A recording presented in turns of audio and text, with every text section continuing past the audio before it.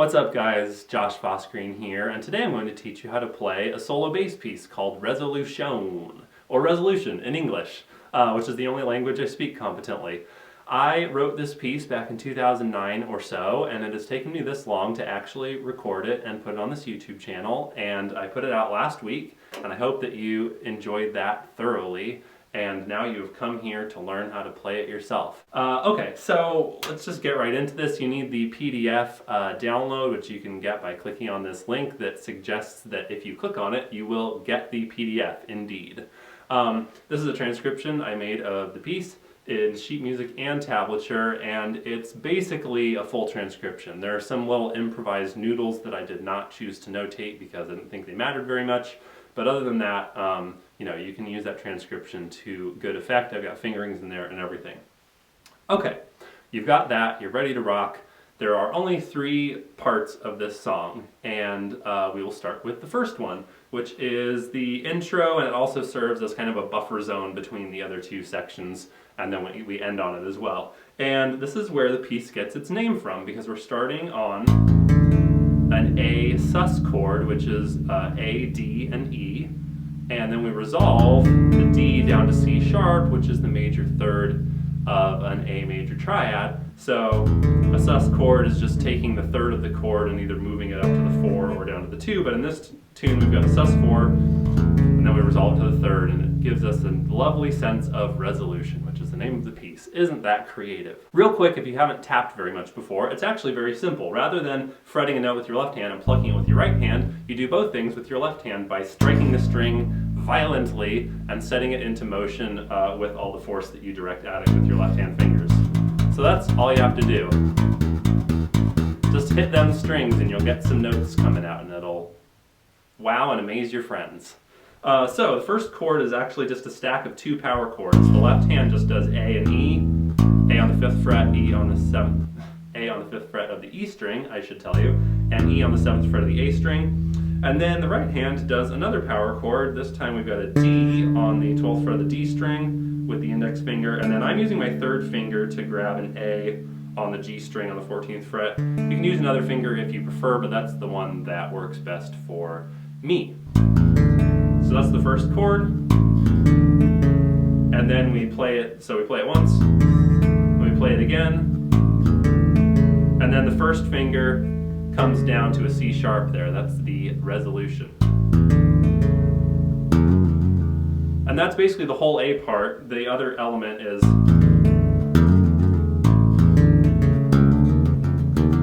left hand doodly woodly wiggles around. Those are all improvised. I don't really plan those out. I'm basically just working off of a A major kind of deal, just finding notes of the A major scale and walking around with my left hand. I did throw in like a D sharp and maybe an F natural to kind of bend the tonality to try to make it sound a little more interesting. But basically just mess with playing some extra notes of the A major scale if you want to make the left hand more interesting. You can also just keep it simple, which I tried to do in the recording the first couple times, and then I got a little fancier as the piece went on. Okay, let's talk about the next chunk of this tune, which again, the chords are pretty simple. We're just going from an A over C sharp to a D major. And basically, I'm just articulating the chords, and then I'm playing this little melody. And then I go to the next chord, back,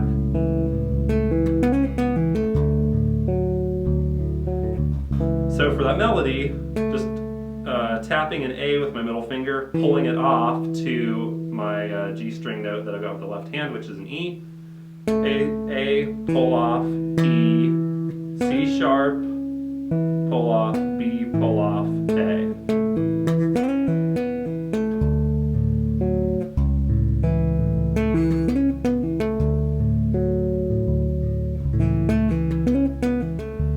Honestly, the exact rhythm there, or whether you do a pull off in a certain spot or not, doesn't really matter that much either, at least in my mind as the composer.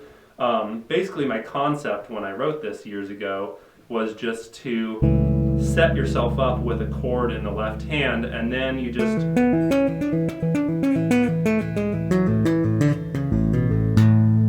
play notes of the scale that you're drawing the chord from, and do pull-offs, and it'll sound cool.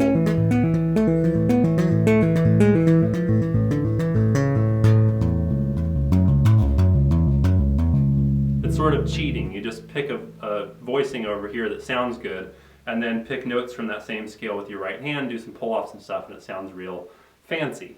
So that's the basic idea. So the exact melody, again, I don't feel is that important. But if you want to play it the way I played it, then it's just A, pull off, B, C sharp, pull off, B, pull off, A. And then in transition there,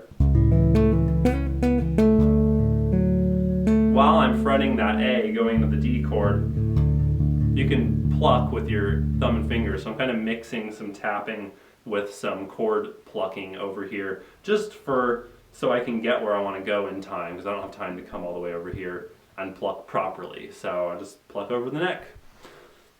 Okay, so we got those two chords. Repeat it a few times, and then I just walk up the A major scale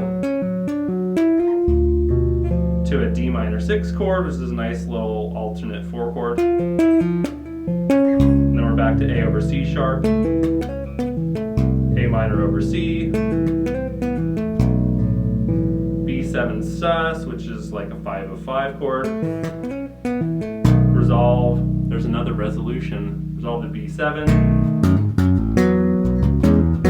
to a sort of E6 sound, leading us back into A.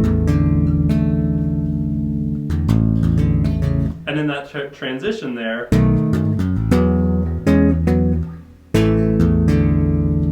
you can hit that final chord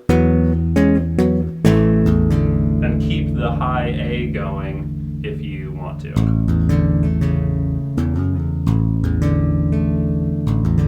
So blah, blah, blah. So that's the first two chunks. And again, everything I'm saying is in the transcription. There's sheet music, there's tablature, and I've got the tapped fingerings as well as left-hand fingerings for all the chords I'm playing, which will become very pertinent for the last section, which we're going to cover right now. We are coming from the A part. Now we're just doing some thumb and fingers plucking for a while. C, A minor over C,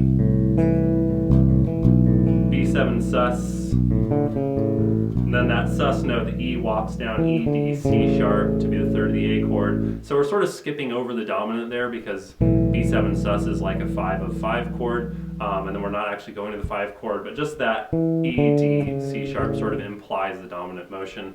So that's a fun little quirk there. I actually sort of meant for it to be B7 to E7 to A, but then the notes don't actually come out so much. So fun with harmony. So A minor over C, B7 sus. Then just a little walk up in A, and actually this is borrowed from Jocko's Blackbird arrangement.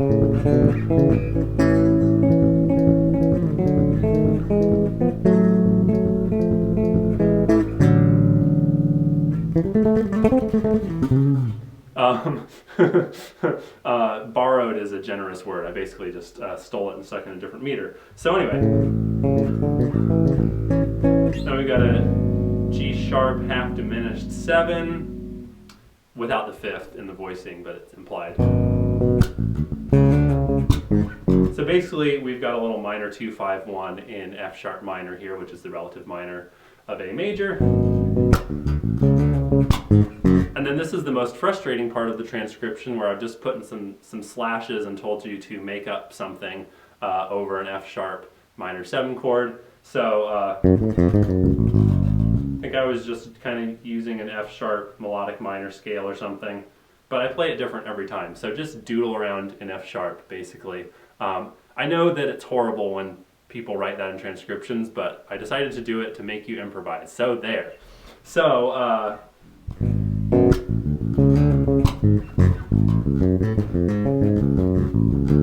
we've got a D6 chord, and this is a fun little chord progression because we've got chromatic bass movement. D, D sharp, E, E sharp or F, to F sharp, then back down to F. So I like writing little progressions like this because the bass line is really smooth, and then you just kind of invert the chords around to accommodate that bass motion. So fingering wise, it's all written out, but that D6 chord, I'm borrowing the 3rd and the 6th with my first finger, and then same on the 2nd chord, just changing the bass note and keeping those guys. Then a little walk up on the G string. Then just a basic F sharp minor triad. Then a fun little harmonic motion there from F sharp minor to D minor over F. Then we're back to the beginning of that section.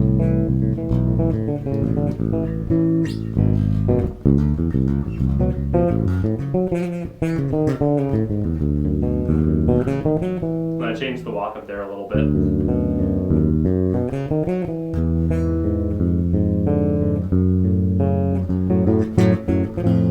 And then at the end there on the repeat, I go from the triad, the closed position triad of the F sharp minor to root 3rd octave voicing.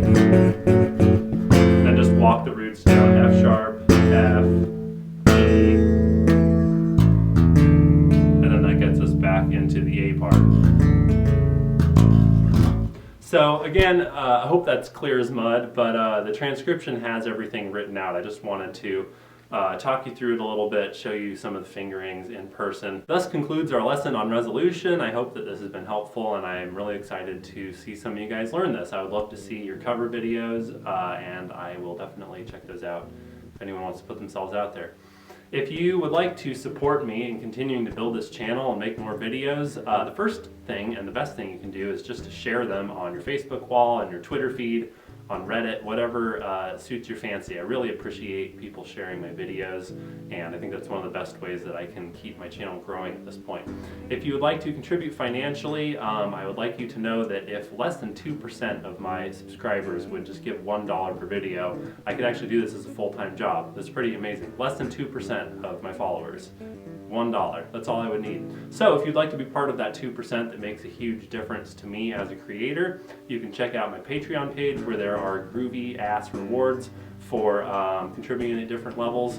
And if you prefer, you can just make a one-time donation through my website also. But Patreon is pretty cool, and I put some cool rewards on there recently. So check that out. Thank you guys for your support. You're awesome. Thank you for watching my videos, and I'll be back at you next week. Be excellent to each other, and party on, dudes!